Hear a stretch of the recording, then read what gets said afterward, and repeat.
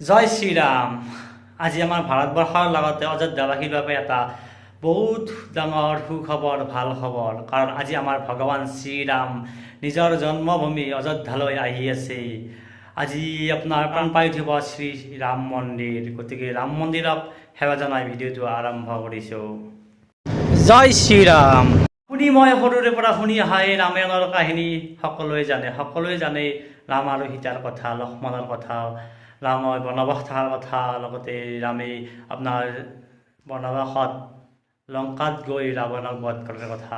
বনবাস থাকি যেতিয়া আপোনাৰ ৰাম অযোধ্যালৈ ঘূৰি আহিছিল, তেনেকুৱা এটা দিনে আজি হৈ পৰিছে অযোধ্যাত। কাৰণ আজি প্ৰাণ পাই উঠি অযোধ্যা স্থাপিত হ'ব শ্ৰী শ্ৰী ৰাম মন্দিৰ। গতিকে ৰাম মন্দিৰক শ শ কোটি কোটি ভক্তই আদৰিব ৰখি আছে আজিৰ দিনটোতে। বহু ঘাত প্ৰতিঘাত নেওচি আজি ৰাম মন্দিৰ প্ৰাণ প্ৰতিষ্ঠা লাভ কৰিব। বহু শ শ বছৰ তাৰমানে ৰাম মন্দিৰৰ কাৰণে বহুত লাগি ভাগি আজি আমাৰ অযোধ্যাত ৰামৰ জন্মভূমিত ৰাম মন্দিৰ প্ৰাণ প্ৰতিষ্ঠা লাভ কৰিব। আজি সেইকাৰণে আমাৰ গোটেই ভাৰতবৰ্ষৰ লগতে গোটেই অযোধ্যাবাসীৰ বাবে এটা বহুত ডাঙৰ ভাল খবৰ।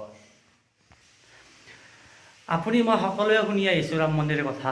গতিকে ৰাম মন্দিৰৰ কিছু কথা আপোনালোকক জনাব চেষ্টা কৰিম এই ভিডিঅ'টোত। গতিকে ৰাম মন্দিৰৰ 10টামান কথা আপোনালোকক আপুনি নজনা কথা হ'ব পাৰে, হয়তো কিছুমানে জানিব পাৰে। গতিকে আপোনালোকক জনাব বিচাৰিছোঁ এই 10টা কথা। মই এই 10টা কথা আপোনালোকৰ আগত শ্বেয়াৰ কৰি আছোঁ।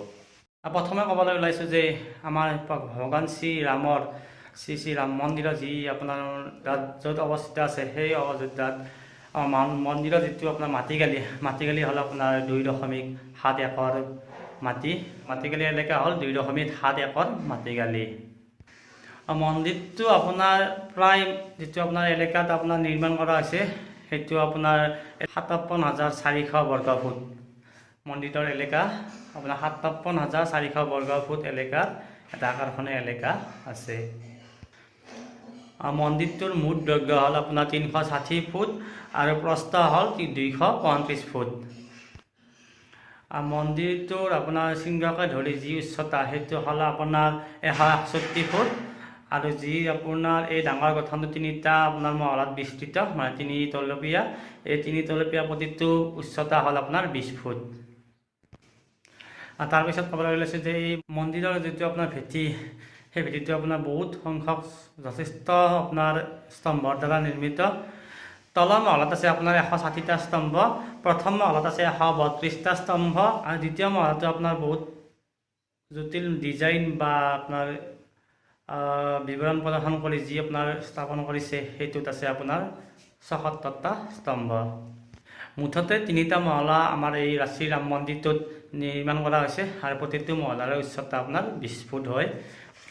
তাৰপিছত ক'ব বিচাৰোঁ যে আমাৰ যি ধৰ্মীয় আপোনাৰ তাৎপৰ্যৰ বাহিৰেও ৰাম মন্দিৰক সাংস্কৃতিক কেন্দ্ৰ হিচাপে কল্পনা কৰা হৈছে ভৱিষ্যতলৈ।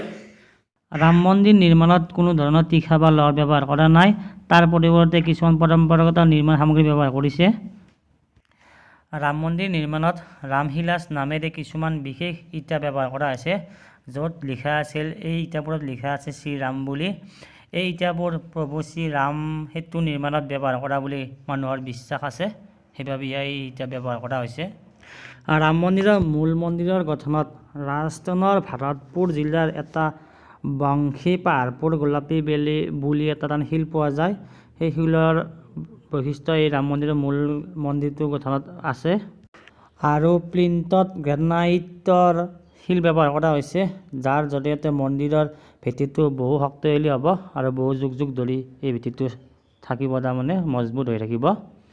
ৰাম মন্দিৰৰ কমপ্লেক্সৰ ভিতৰত বৌদ্ধিক জ্যোতিষৰ আধাৰত এখন বাগিচা থাকিব। এই বাগিচাখনত 27 প্ৰকাৰৰ উদ্ভিদ থাকিব, আৰু প্ৰত্যেকেই 27টা নক্ষত্ৰৰ ভিতৰত এটা প্ৰতিনিধিত্ব কৰি থাকিব এই উদ্ভিদকেইটাই। তাৰপিছত হ'ল যে ৰাম মন্দিৰ নিৰ্মাণ কামত ভাৰতৰ বিভিন্ন প্ৰান্তৰ পৰা অহা দক্ষ শিপিনীৰ দলে এটাই এই কামত জড়িত হৈ আছিল। বিভিন্ন জাগাৰ পৰা এই দক্ষ শিপিনীৰ দলটোৰ প্ৰচেষ্টাতে আজি ৰাম মন্দিৰ প্ৰাণ প্ৰতিষ্ঠা লাভ কৰিছে, আৰু ভাৰতবৰ্ষ তথা বিশ্বৰ ভিতৰত এটা ডাঙৰ ভাল লগা আৰু ঐতিহ্যমণ্ডিত মন্দিৰ হিচাপে গঢ়ি তোলাত এখেতসকলৰ সহায় যথেষ্ট পৰিমাণে আছে। ৰাম মন্দিৰ নিৰ্মাণ কাৰ্যত বন ক্ষমতাৰ ওপৰত গুৰুত্ব দিছে।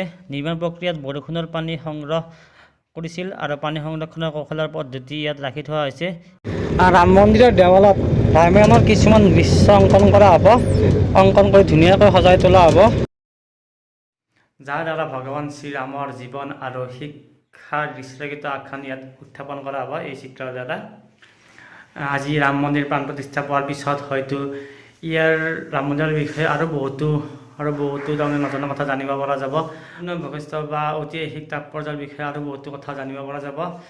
নতুন প্ৰজন্মৰ কাৰণে আমি ৰাম মন্দিৰটো আধ্যাত্মিক সাংস্কৃতিক শৈক্ষিক সাধনত মন্দিৰৰ ভূমিকাও আমি সামগ্ৰিকভাৱে দৃষ্টিভংগী প্ৰতিফলিত কৰিব পাৰিম। ভিডিঅ'টো আছিল এইখিনিয়ে। যদি ভিডিঅ'টো কিবা অলপ আপোনালোকে চাই ভাল পাইছে তেতিয়াহ'লে এটা শ্বেয়াৰ কৰি দিব, লগতে জয় শ্ৰীৰাম বুলি এটা কমেণ্ট কৰি দিব। ধন্যবাদ। যদি ভিডিঅ'টোত কিবা ভুল ভ্ৰান্তি হ'ব পাৰে তাৰ বাবে ক্ষমা কৰি দিব। ধন্যবাদ। জয় শ্ৰীৰাম।